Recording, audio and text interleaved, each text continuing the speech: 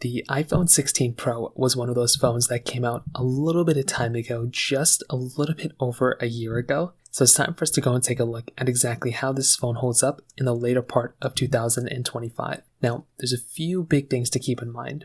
Number one, the 16 Pro, in the way it looks and the way it performs, still is probably one of the best phones you can buy.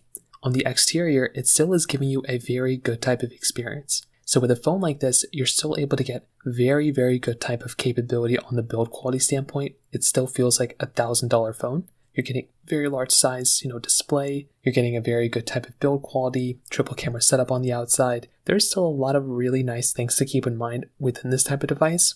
And that is something that I really do appreciate and love with a phone like this. Now, there were a couple of changes throughout this year that are pretty important to kind of keep in mind. Number one, this device is going to be giving you 2 different versions of software to install. You can either install iOS 18 or iOS 26, specifically 18.7.2 or 26.1. And the thing I can tell you from a software perspective is that in almost every single way, 18.7.2 is going to be more stable and a better version of software than iOS 26.1. 26.1 still is good, and it still is going to be giving, it's getting the job done for the most part, but there are significantly better versions of software out there for your device to install. And I do think if you're going to install something, 18.7.2 is going to be less buggy, it's going to be less laggy, and it's going to be the version of software. When I look at it, it's probably going to give you a much better experience inside of that one rather than, iOS, rather than iOS 26.1.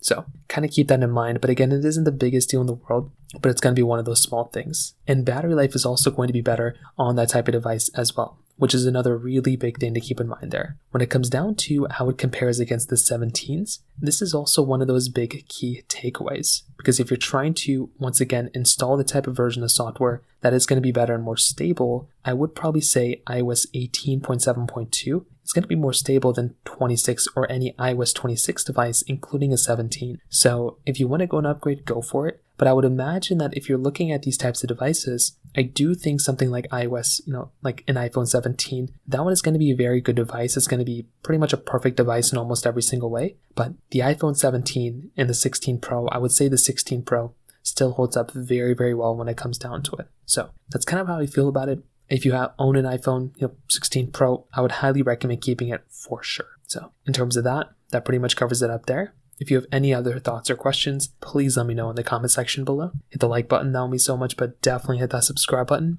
More importantly than everything else, I love every single one of you guys. Hopefully I'll catch you guys in the next video. Peace out till then.